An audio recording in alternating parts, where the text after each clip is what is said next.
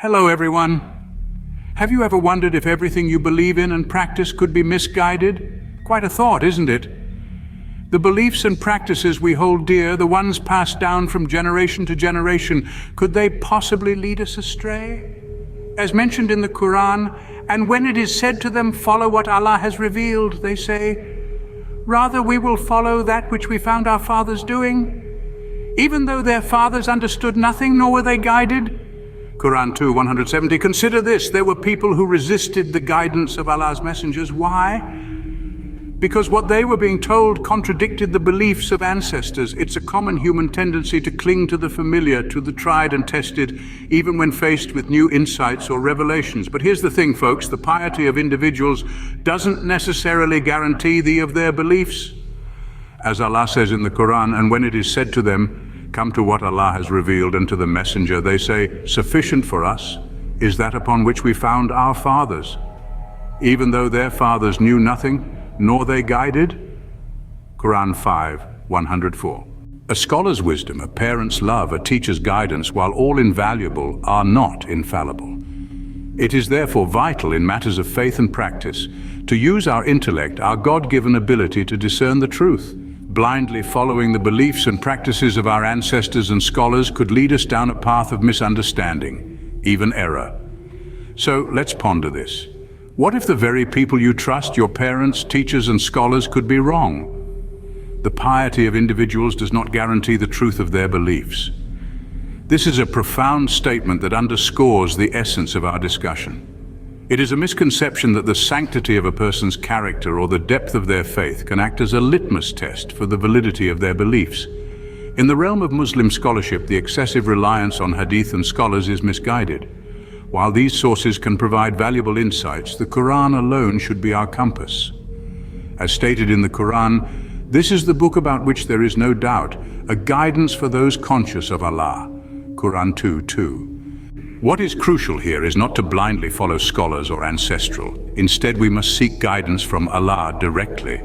This is not a call to disregard the wisdom of our predecessors or esteemed scholars, but rather an invitation to engage with the divine message more directly and personally. Every individual is bestowed with intellect and the capacity for discernment. This gift should be used to navigate the moral and spiritual landscape. The Quran is the only source of guidance in Islam for those who believe in the unseen and the hereafter. So let's use our intellect and the Quran as our compass as we continue this journey of faith and understanding. Why is it important to question the beliefs and practices we've been taught? Well, it's because we should be simple echo chambers, repeating what we've heard without comprehending or reflecting upon it. Allah has gifted us with intellect, with the ability reason to question and to pursue the truth. Our faith is not a family heirloom handed down untouched through generations. It is an active, evolving relationship with the divine, necessitating our own understanding and efforts, guided exclusively by the Quran, the criterion, Al-Furqan, of right and wrong. We must remember that the core of our faith is not rooted in the words of scholars or anyone else's interpretation, regardless of their erudition. Instead, it is anchored in the divine wisdom of the Quran. It is in this sacred book, the sole source of guidance in Islam, that we find a torch that can light our way when human teachings cast towering shadows of uncertainty and bewilderment.